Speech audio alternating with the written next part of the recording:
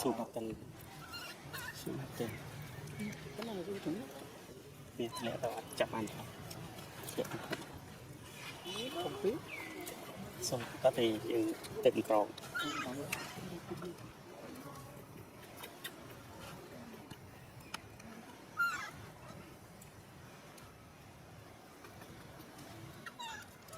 ตัดไหนที่ไหนกันน่ะตัวนั้น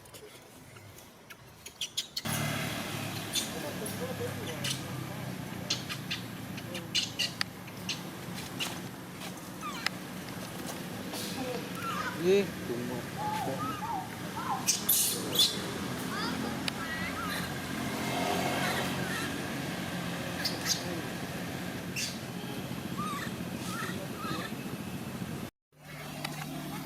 ทุกคน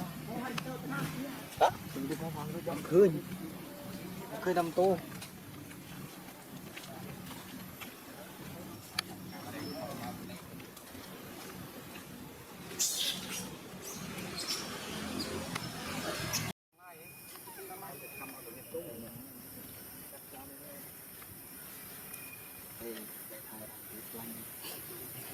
là này thành trong là bậc thao này anh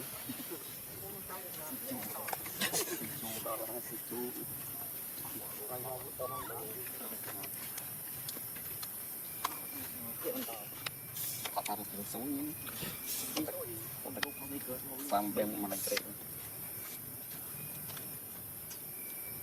họ to chụp mua hả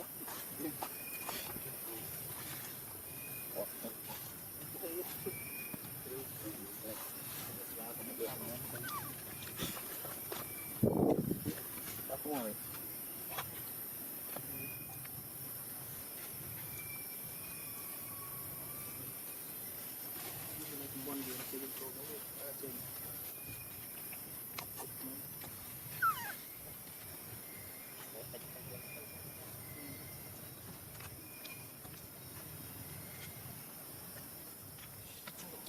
chuyện lần bay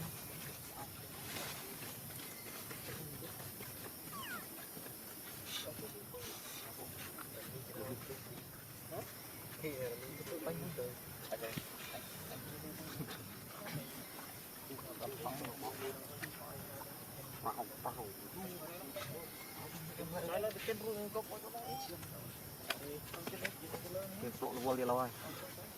cái này cái ông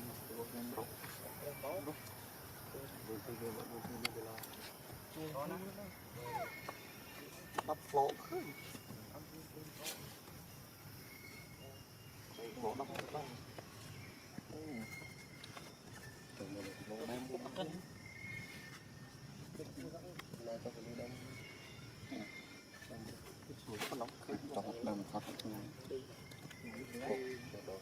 nghe nó đằng để lư sân lên nhom có đằng đằng sàn nô hả